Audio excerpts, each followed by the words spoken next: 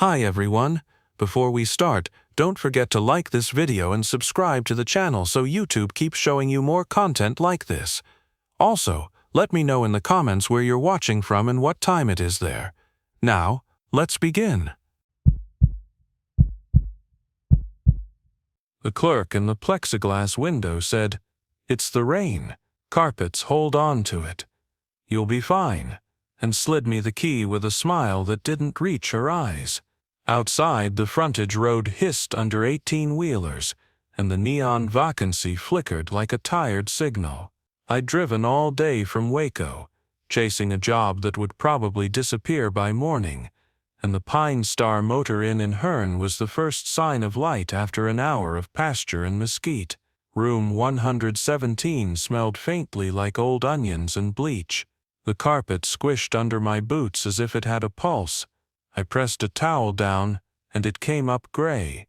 In the bathroom, the fluorescent light hummed and a strand of hair hung from the faucet like a stitch. "Got a leak?" I asked the clerk on the phone. "No plumbing issues on that line," she said. "Some folks are sensitive to odors. We had a barbecue cook-off last weekend. Barbecue doesn't smell like a sweet, sick rot that thickens by the hour." I cracked the window. Damp night air poured in, heavy with the Brazos and diesel. Cicadas buzzed in the pecans. I told myself it was a dead mouse in the wall. I told myself I was tired. I showered fast and stepped back onto the carpet.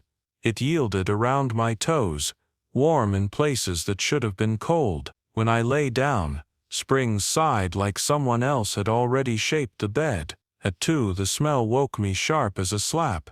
My eyes watered. Under the hum of the air unit, I heard a wet, careful sucking like a sponge being wrung in slow motion. I got on my knees and pressed my palm to the rug. It pressed back. "Nope," I said to the empty room, because talking makes things smaller. I lifted the corner with my key. The tack strip was rusty and the foam pad beneath looked chewed. Something had nested there. Something had bled there. My fingers came away with a fine grit that wasn't dirt. It clung to the lines of my hand like ash.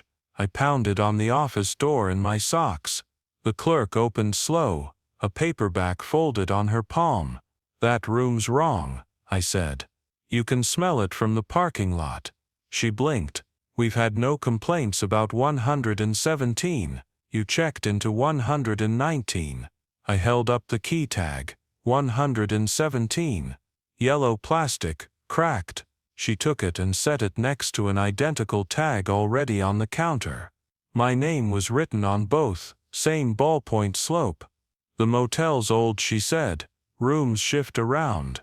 Back in the hallway, the stink ran like a finger along the baseboards toward 117. When I opened the door, the bed was made tight and the air was clean. The carpet was bone dry.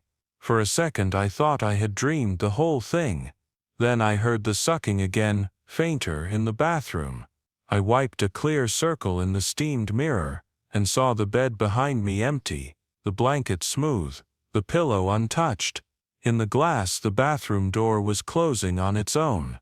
In the room it hung open. I turned and the carpet rose around my ankles as if I had stepped into fresh clay. The smell swelled bright and unreal, like roses left in a trunk in August. My phone vibrated. Unknown number. The clerk's voice was small and flat. "Sir, we found an older ledger in the back.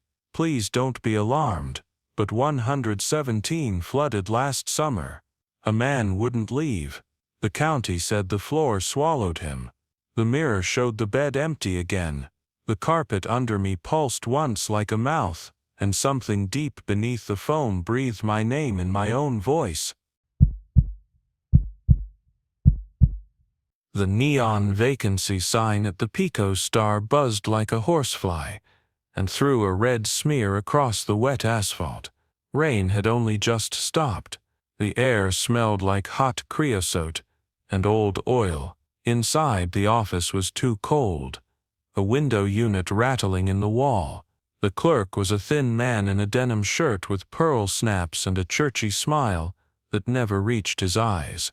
"You caught the good kind of storm," he said, sliding a brass key across the counter. Room 7. Old lock. You turn it like you mean it. His fingers lingered on the key and he tapped the tag once. This one opens 2 rooms.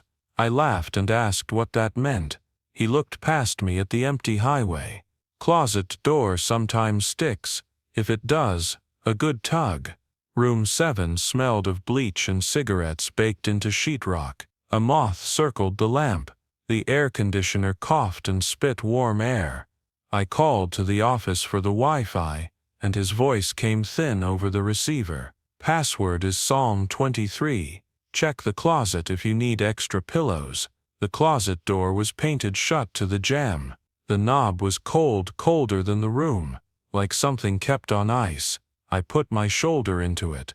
The wood creaked and then gave with a sigh that sounded too much like relief. Behind the dead space of the closet was another door. No knob, just a slot where the brass key fit as if it had been filed for that exact mouth. I told myself every roadside motel had bad carpentry and secret storage. The key turned, and the second room opened like a held breath. It was the same layout as mine. Flipped, the same lamp, the same bedspread in a garish desert pattern, the same TV, but the furniture wore plastic sheets that stuck and shone with a dark gloss. The smell was iron and pennies under heat. Blood welled along the plastic like dew on grass, fresh and still moving in slow beads toward the floor. "Hello," I said, because some part of me worried about needing to explain myself to a deputy. The room hummed. The TV was unplugged but showed a pale rectangle, a ghost picture of weather maps. In the bathroom, a towel waited in a perfect roll. A razor sat on the sink with a single hair trapped in the hinge that matched the gray in my beard. My stomach tightened. I stepped back and the plastic crackled. One of the beads of blood slid over my boot and soaked the leather like ink. I closed the door and locked it. The closet had cooled the room. The lamp in my side flickered as if it were sharing a circuit with a storm. I called the desk. Someone bled all over the storage. "You should call somebody." The line hissed. The clerk said, very evenly, "Sir, you check in, you sleep, you check out. That is the order of things." I said I was leaving. He said, "Then return the key." When I opened the door to the parking lot, the air had gone sweet and wet again, rain starting a new round. My truck waited under the light, beads forming on the windshield. The brass key felt heavier in my pocket. I thought about tossing it into the ditch, but my fingers would not unclench. They had that strange muscle memory you get with a familiar house key. Back inside, I wiped my boot in the sink, worked soap into the seam. The mirror fogged in the damp. Letters drew themselves in the film, lazy and casual, as if from the other side of the glass. The first was my name, then the exact time in block digits, then one last word written with the same careful hand as the room tag. Again, the key turned easily in the hidden door a second time. The plastic was gone. The bed was made in a mirror of mine. The bathroom light buzzed. On the counter lay a receipt with my signature and tomorrow's date. The clerk's voice floated from nowhere and everywhere. The same steady tone he used when he said Psalm 23. 2 rooms, he said. One for the night you remember, one for the night you earn. I touched the paper and the ink bled at the edges like it had been signed in wet rush. When I finally looked up at the mirror over the sink, the glass did not show me. It showed the doorway to my own room, open, with the red smear of the vacancy sign pulsing through it, and the bed already warm where someone had just risen to answer the closet knocking. The power went out just before midnight, and the little rent house in Waxahachie turned into a box of creaks and drafts.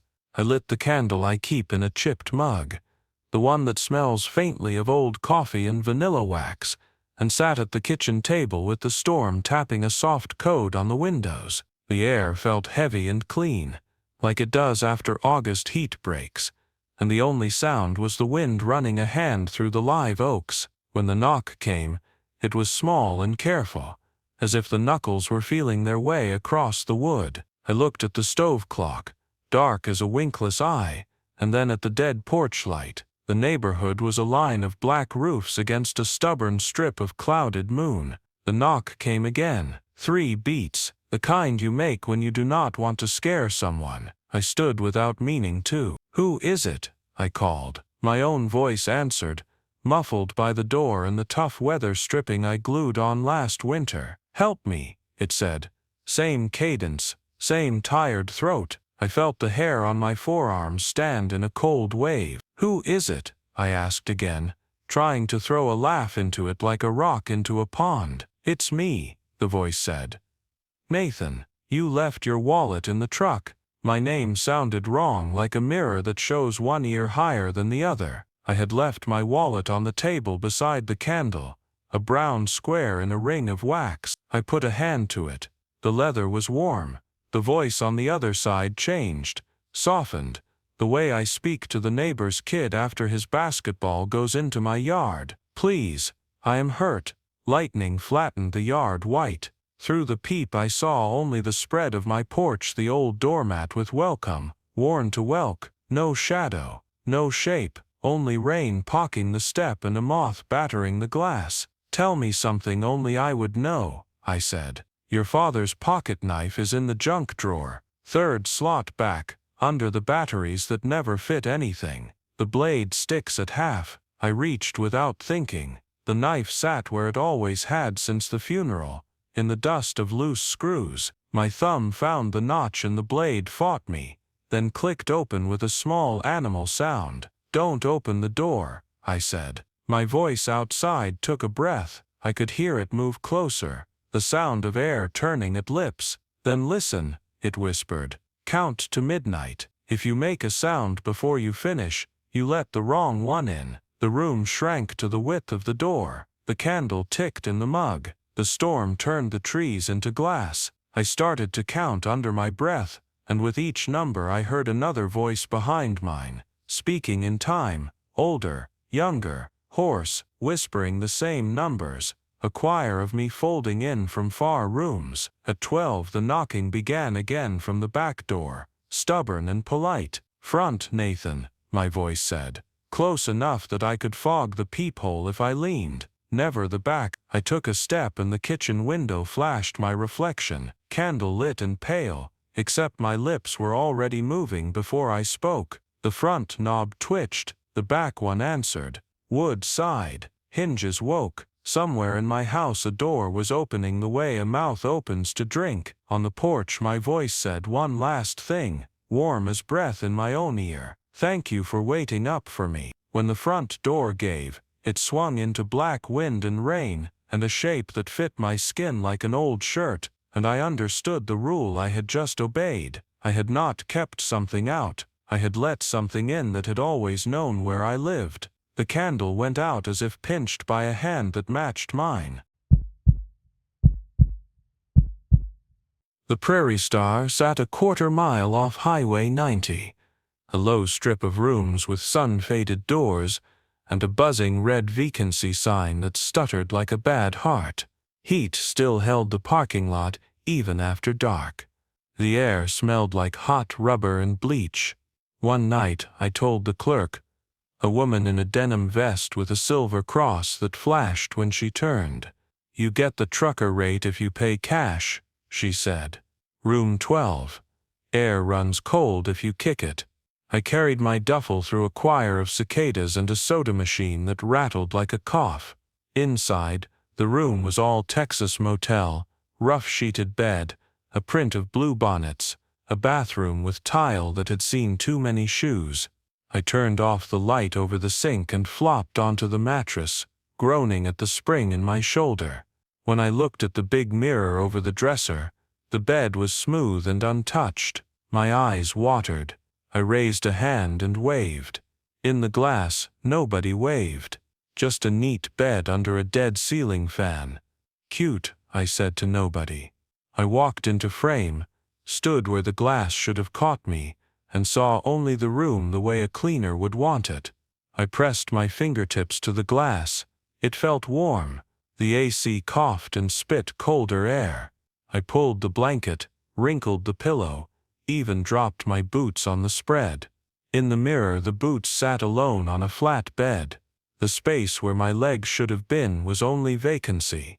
From the bathroom, the dark rectangle of the doorway shifted in the glass like a tide. I felt it too, the whisper of tile under a bare foot. Water did not run, yet humidity gathered on my skin. "Hello," I called, trying for steady. The mirror's bathroom gave a different answer. The door opened a finger's width and something shadow dark moved toward the bed with the patience of a cold front. I turned, heart knuckling my ribs. The real bathroom door was still. The shape existed only in glass, crossing the carpet that, in the mirror, never showed a mark. I dialed the front desk. "Room 12, I said. "Your mirror is broken." The line hissed like a pan on a burner. "You get the mirrors too," the clerk said, voice climbing from somewhere far away. "It happens when folks arrive late. Try not to lie down." The call cut. I stared at the bed I was already on. In the glass, the pillow lay white and empty as fresh snow. The shape reached the bed and leaned where my chest should be. The air grew colder. I felt the weight as if a careful knee pressed down and a second weight settled across my ribs. The pressure was not cruel, only inevitable. "Scoot over," a voice said from the bathroom that did not move. I tried to stand and could not. My breath went thin at the edges. I watched the mirror until my vision tunneled. The neat bed on that side never changed. No dent, no mussed sheets, no proof. The last thought I had was that the sign out front did not lie. There was always vacancy here. Tonight, it was me. The rain came down in a steady Texas sheet as I pulled into the Sandspur Motel off Highway 90, the kind of place with a flickering V in vacancy and a lobby that smelled like penny candy and bleach. The clerk slid me a brass key without meeting my eyes. "Room 12. "You already know the way," he said. I told him I had never been here. He smiled without teeth and tapped the ledger. My name was there in my handwriting, dated 3 days ago. I took the key anyway. The door to 12 was already unlocked. A lamp glowed low, the air heavy with damp carpet and the ghost of cigarettes. A suitcase sat on the luggage rack, same brand as mine, same scuffed corner, and when I unzipped it, the shirts were folded my way, sleeves tucked once then twice. "You took long enough," said a voice. A man sat on the bed, back to me, shoulders hunched. He had my jacket on. "Excuse me, this is my room," I said, trying for firm and landing on horse. He turned, and it was my face, pallid in the lamplight, eyes rimmed red as if sleepless. "We've been here for days," he said. "You keep leaving and coming back." I laughed because there was nothing else to do. "Say something only I would know," I challenged, and he said my mother's name the way I say it when I'm scared, then repeated a private memory of a creek near Lowling, and a cut on my shin, and the way the blood looked like rust in the summer water. The bathroom mirror was fogged, though the shower was dry. I wiped it clean, and saw the room behind me empty, the bed smooth, no suitcase, no double. The mirror breathed once, a pale bloom of mist spelling the numbers 12, then clearing. "We should go," the other me said from behind, but the mirror showed only me alone. I stepped backward, reached for the knob, and felt a warm wrist instead. The door swung open to the parking lot, and the clerk stood there in the rain with the ledger. "Sign out this time," he said gently. "You never do." He turned the book and every line was my name, the dates looping backward for months, the ink still wet. When I looked up, the room was dark and the bed was warm as if just left, and from the bathroom came the sound of a shower starting, and a voice practicing my name until it fit.